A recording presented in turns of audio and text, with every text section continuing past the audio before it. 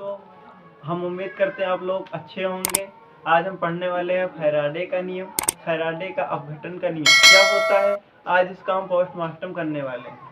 देखो, ये फिगर है, इस फिगर के माध्यम से फैराडे का अपघटन का नियम हम पढ़ेंगे। ठीक, देखो इसमें हम NaCl भर देते हैं। क्या भर देते हैं? NaCl भर देते हैं। ओके, यानी कि रबड़ भर देते हैं, कोई एक रबड़ भर देते हैं, रबड़ भर देते हैं। ओके, ये जो समांतर प्लेटें दिखाई देते हैं, इनको हम एल्कोड बोलते हैं। ठीक, ये समांतर प्लेटें हैं,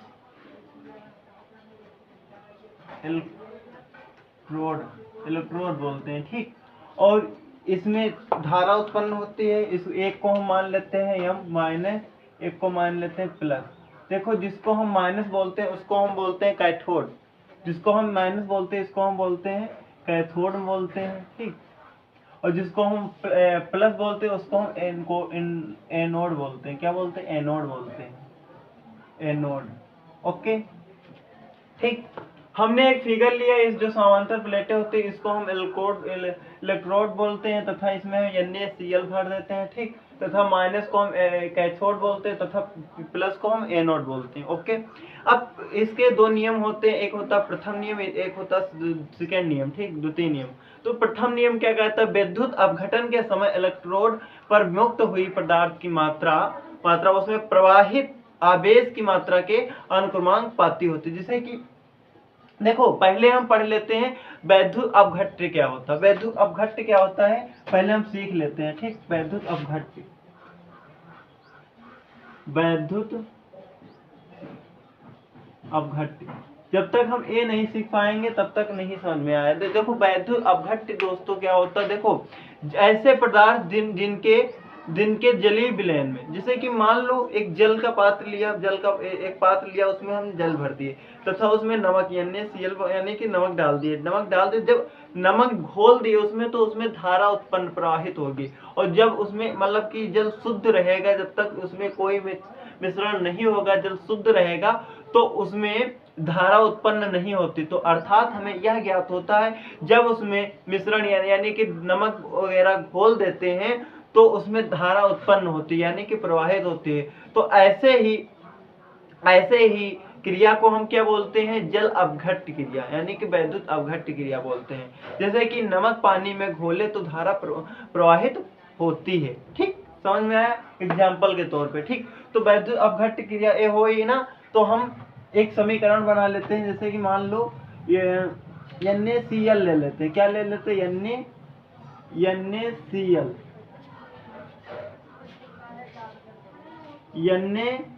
ले लेते हैं। ठीक, NaCl ले लिया तथा इसको हम तोड़ देंगे, यानी कि क्रिया जब कराएंगे इसकी, तो ठीक, तो NaCl यानी कि Na किसमें टूट जाएगा? इधर हम थोड़ा लिख देते हैं दबा के, NaCl। ठीक, लवण। ओके, ठीक, अब देखो NaCl इसको हम जब तोड़ेंगे तो क्या हो? Na क्या हो जाएगा? प्लस हो जाएगा। ठीक, Na क्या हो जाएगा? प्लस हो जाएगा, प्लस, और Cl क्या हो जाएगा? माइनस हो जाएगा। ठीक, देखो क्रिया तभी तो कराएंगे, माइनस प्लस के साथ ही तो क्रिया होगी, यानी कि कैथोड और एनोड के साथ ही तो क्रिया होगी। यानी कि लड़की थोड़ी ना शादी कर लेगा, ना लड़का शादी कर लेगा। शादी तो लड़की और लड़के से दोनों से होगी, फीमेल और मेल से दोनों से होगी ना। तो देखो, एक ही समजातियों से थोड़ी ना हो सकती है। तो इसमें देखो कुछ जातियां मतलब कि मान लो भिन्न होनी चाहिए। देखो, प्लस और माइनस, यानी कि इसको हम इसी प्रकार से मतलब कि एक जल शुद्ध ले लिए और इसमें हम ये लवण ना घोलेंगे तो इसमें धारा उत्पन्न नहीं होगी। तो यही क्या कहता है? विद्युत अपघट्य यही कहता है, जब हम NaCl लेते तथा इसके साथ जब क्रिया कराते, जब हम इसको तोड़ते हैं NaCl, तो Na प्लस में टूट जाता है तथा Cl माइनस में टूट जाता। तो ऐसी वैद्युत अपघट्य क्या कहते हैं? इसकी परिभाषा क्या होती है? डेफिनेशन क्या होगी?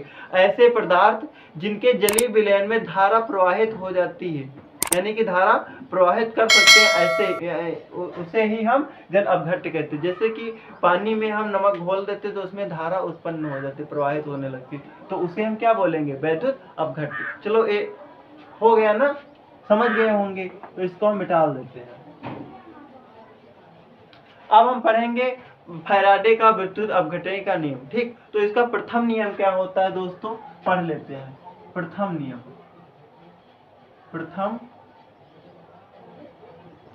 प्रथम नियम, ओके। प्रथम नियम क्या होता है, तो देखो वैद्युत अपघट्य के समय, वैद्युत अपघटन के समय, वैद्युत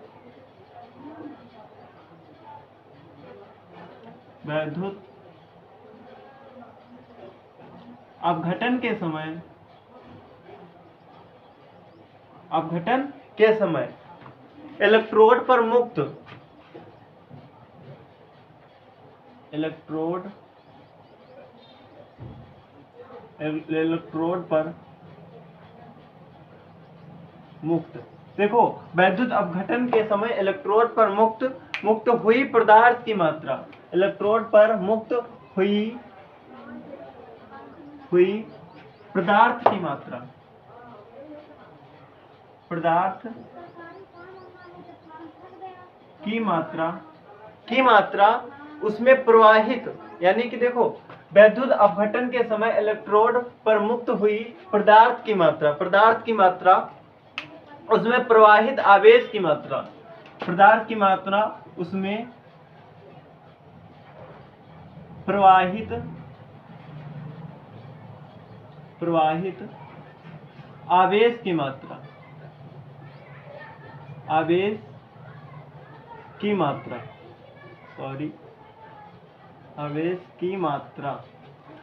की मात्रा के अनुक्रमांक पाती होता, क्या होता, अनुक्रमांक पाती होता, मात्रा के अनुक्रमांक पाती होता, अनुक्रमांक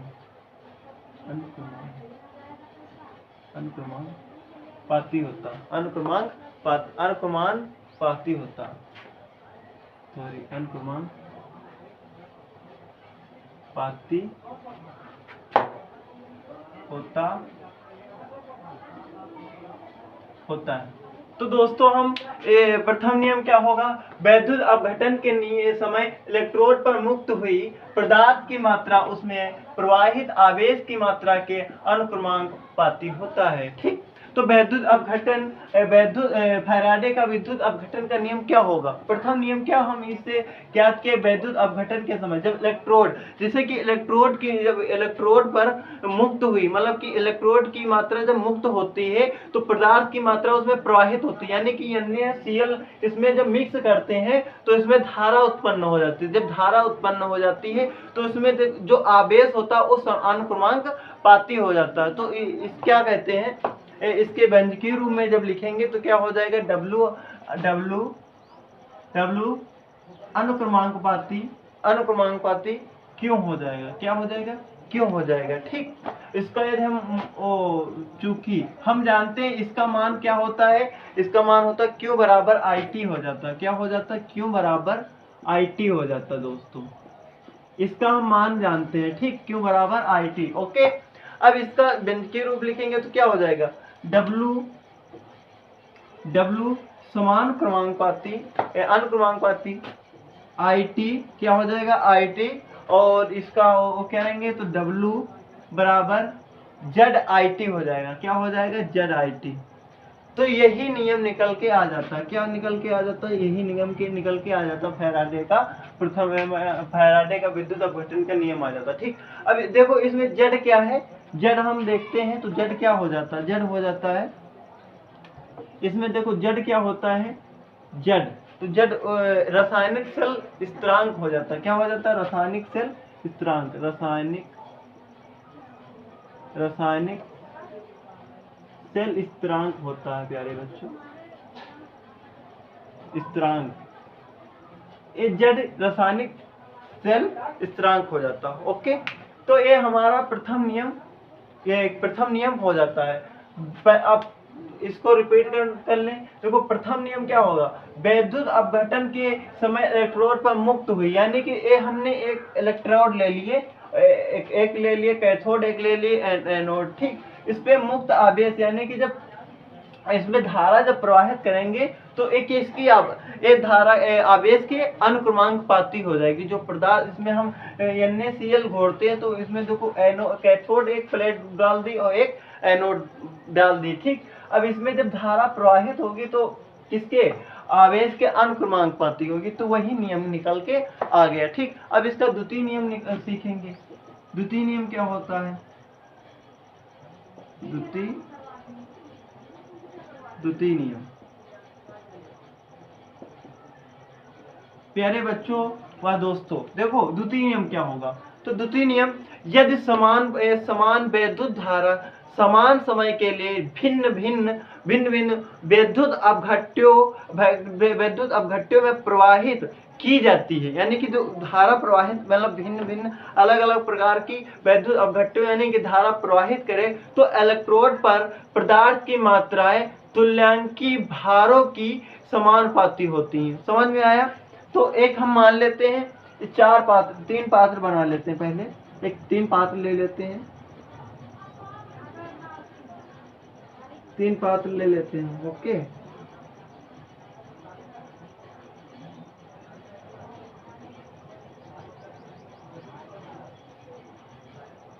इसमें क्या हम रबड़ भर देते हैं, ठीक, जल यानी कि भर देते हैं तथा इसमें प्लेटें घोल देते हैं, ठीक, प्लेटें डाल देते हैं।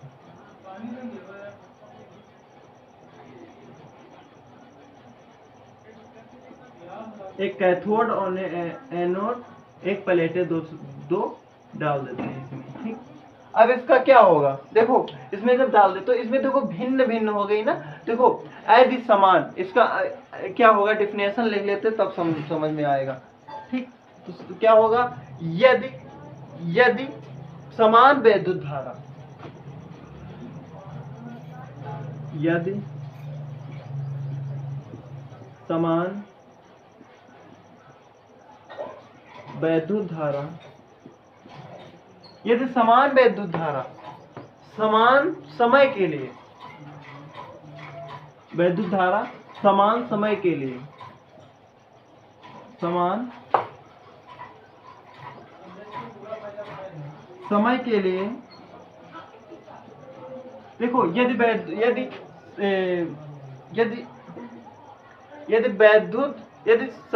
समान वैद्युत धारा, ठीक, यहाँ पे समान ही होगा। यदि समान वैद्युत धारा समान समय के लिए, यदि समान वैद्युत धारा समान समय के लिए भिन्न हो जाए, क्या हो जाए, भिन्न हो जाए, समान समय के लिए भिन्न हो जाए,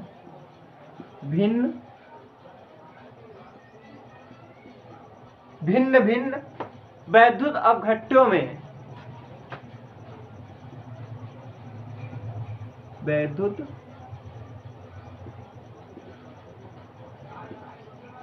अपघट्यों में प्रवाहित की जाती है, वैद्युत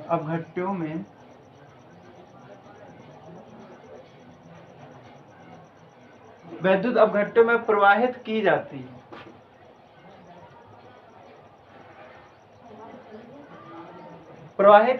जाती है, तो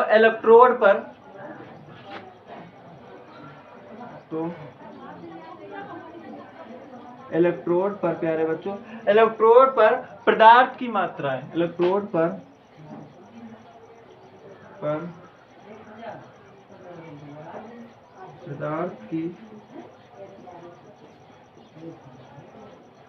पदार्थ की मात्राएं तुल्यांकी भारों के,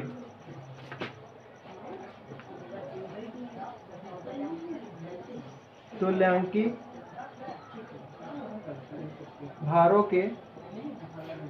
भारों के क्या हो जाएगा, समानुपाती हो जाएगा,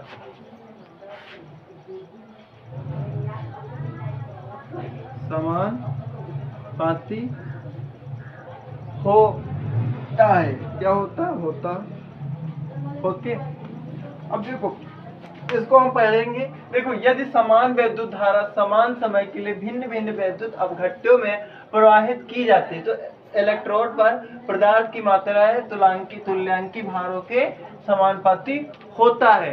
तो प्यारे बच्चों हम समझ चुके। अब समान क्रमांक पद्धति क्या हो जाएगा, देखो मान लेते हैं इसको हम W